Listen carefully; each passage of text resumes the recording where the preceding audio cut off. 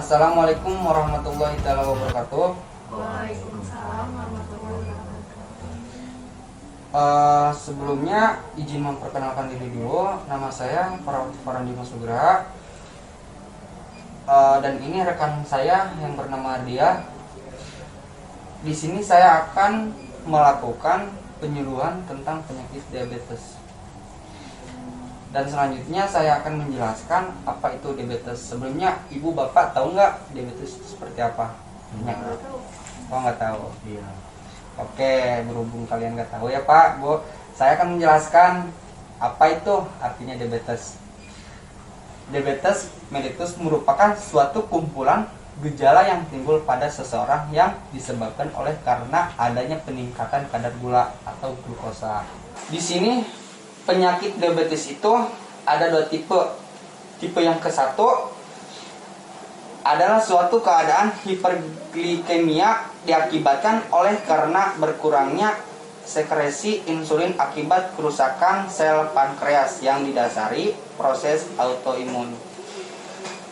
Dan tipe yang kedua adalah suatu kondisi di mana sel-sel beta pankreas relatif tidak mampu mempertahankan sekresi dan produksi insulin menyebabkan kekurangan insulin. Nah, itu tipe ke-1 yang kedua.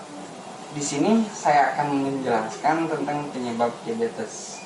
Nih, ibu udah tahu penyebab diabetes itu Belum. awalnya kayak gimana? Belum. Oke.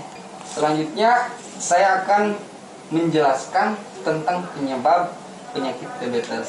Nih, sebelumnya ibu bapak udah tahu belum penyebabnya itu karena apa? Belum. Oh, baik.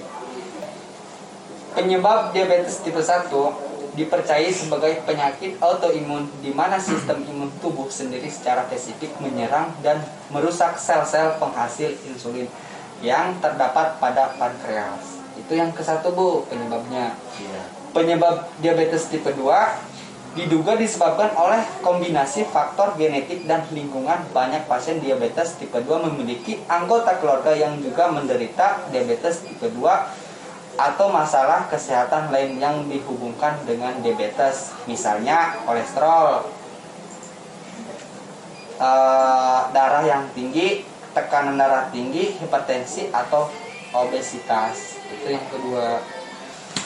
Berikutnya, faktor-faktor resiko mayor seseorang untuk menderita diabetes tipe 2. Yang ke-1, riwayat keluarga inti menderita diabetes. Orang tua, kakak atau adik. Dan yang kedua, tekanan darah tinggi. Dan yang ketiga, makanan tinggi lemak atau tinggi kalori. Dan yang terakhir di sini usia tua di mana resiko mulai meningkat secara signifikan pada usia 45 tahun. Oke, selanjutnya gejala diabetes. Ibu udah tahu belum, Pak, gejala diabetes itu awalnya apa? Belum. Gimana? Oke. Di sini gejala diabetes yang ke-1 poliuria, banyak berkemih. Yang kedua polidipsia, yaitu rasa haus sehingga jadi banyak minum. Yang ketiga polifagia, banyak makan karena perasaan lapar terus menerus, ya. Dan yang terakhir penurunan berat badan yang tidak dapat dijelaskan sebabnya. Jika keluhan di atas dialami oleh seseorang, untuk memperkuat diagnosis dapat diperiksa keluhan tambahan berupa lemas, mudah lelah, kesemutan, gatal, dan penglihatan kabur. Nyabut. Iya. Selanjutnya, penyembuhan luka yang buruk, disfungsi ereksi pada pasien pria, dan gatal pada kelamin pasien wanita. Itu gejala diabetes, Bu. Nah, Untuk diagnosis diabetes mellitus tidak boleh didasarkan atas ditemukannya glukosa pada urin saja. Diagnosis ditegakkan dengan pemeriksaan kadar glukosa darah dari pembuluh darah vena. Sedangkan untuk melihat dan mengontrol hasil terapi dapat dilakukan dengan memeriksa kadar glukosa darah papiler dengan glukometer. Seseorang diagnosis menderita diabetes mellitus jika ia mengalami suatu atau lebih kriteria di bawah ini. Yang ke-1, mengalami gejala klasik diabetes mellitus dan kadar glukosa plasma sewaktu 200 mg. Yang kedua, mengalami gejala klasik diabetes mellitus dan kadar glukosa plasma puasa 100 mg. Dan yang ketiga, kadar gula plasma 2 jam setelah tes toleransi glukosa oral Iya. atau TTGO 200 mg. Dan yang terakhir, pemeriksaan HbA1c 6,5%. Menurut Supartondo, gejala-gejala akibat diabetes mellitus pada usia lanjut yang sering ditemukan adalah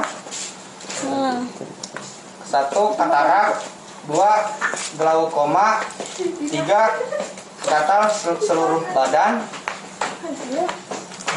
dan yang terakhir infeksi jamur di kulit. Pencegahan diabetes mellitus. Ibu, Pak, sudah bisa belum cara mencegahnya itu bagaimana? Oke, gimana tuh? Nih, saya akan menjelaskan nih ya, Bu. Iya. Pencegahan penyakit diabetes mellitus tipe 2 terutama ditunjukkan kepada seseorang yang memiliki risiko untuk menderita diabetes tipe 2. Tujuannya adalah untuk memperlambat timbulnya diabetes mellitus, menjaga fungsi sel penghasil insulin di pankreas, dan mencegah atau memperlambat munculnya gangguan pada jantung dan pembuluh darah. Faktor risiko diabetes mellitus tipe 2 dibedakan menjadi faktor yang dapat dimodifikasi dan faktor yang tidak dapat dimodifikasi. Usaha pencegahan dilakukan dengan mengurangi risiko yang dapat dimodifikasi. Jadi itu Bu cara mencegahnya. Dan selanjutnya faktor risiko yang tidak dapat dimodifikasi, contohnya yaitu keturunan. Dan faktor risiko yang dapat dimodifikasi, contohnya berat badan berlebihan, kurangnya aktivitas fisik, dan hipertensi. Selanjutnya, pencegahan diabetes tipe 2 pada orang-orang yang berisiko pada prinsipnya adalah dengan mengubah gaya hidup yang meliputi olahraga, penurunan berat badan, dan pengaturan pola makan. Udah, jadi lagi. Oke, baik Bu, Pak, pematerian telah selesai dan selanjutnya tahap evaluasi. Apakah ada yang mau ditanyakan? Ya, saya mau nanya. Sebelumnya, apakah di penderita diabetes itu ada makanan yang harus dipantau? Ya, jelas ada Bu. Itu contohnya apa aja ya? Nih, saya akan menjelaskan. Yang ke-1, karbohidrat. Tubuh memerlukan karbohidrat sebagai sumber tenaga. Namun, penderita diabetes sebaiknya menghindari konsumsi nasi putih, roti putih, dan kentang goreng. Hindari juga sereal yang rendah serat dan mengandung banyak gula. Dan yang kedua, protein. Pantangan diabetes berikutnya adalah daging yang digoreng, kulit ayam, ikan goreng, dan tahu goreng. Yang ketiga, produk susu. Penderita diabetes juga sebaiknya tidak sembarangan mengkonsumsi produk susu. Produk susu yang sebaiknya dikonsumsi adalah susu skim, serta yogurt dan keju rendah lemak. Dan yang keempat, buah-buahan. Buah-buahan mengandung serat, vitamin, mineral, dan karbohidrat serta memiliki kadar lemak dan garam yang rendah. Hampir semua jenis buah-buahan segar dapat dikonsumsi penderita diabetes. Oke Ibu, baik. Apakah ada yang mau ditanyakan lagi? Saya mau bertanya, Oke, silakan. apa makanan yang baik untuk penyakit diabetes? Oke, pertanyaannya sangat bagus sekali. Akan saya jawab nih, Bu. Ini makanan yang bagus untuk penyakit diabetes. Yang ke satu jagung, yang kedua ubi jalar, dan yang ketiga sayuran berdaun hijau, dan yang terakhir kacang-kacangan. Apakah ada yang mau ditanyakan lagi? Oke, baik Bu, mungkin penyuluhan kali ini akan saya tutup. Sebelumnya di sini saya ada leaflet yang akan dibagikan oleh rekan saya. Buat dibaca di rumah nanti ya Bu ya. Iya, Oke. Pak. Baik Bu, Pak, terima kasih atas waktunya. Iya.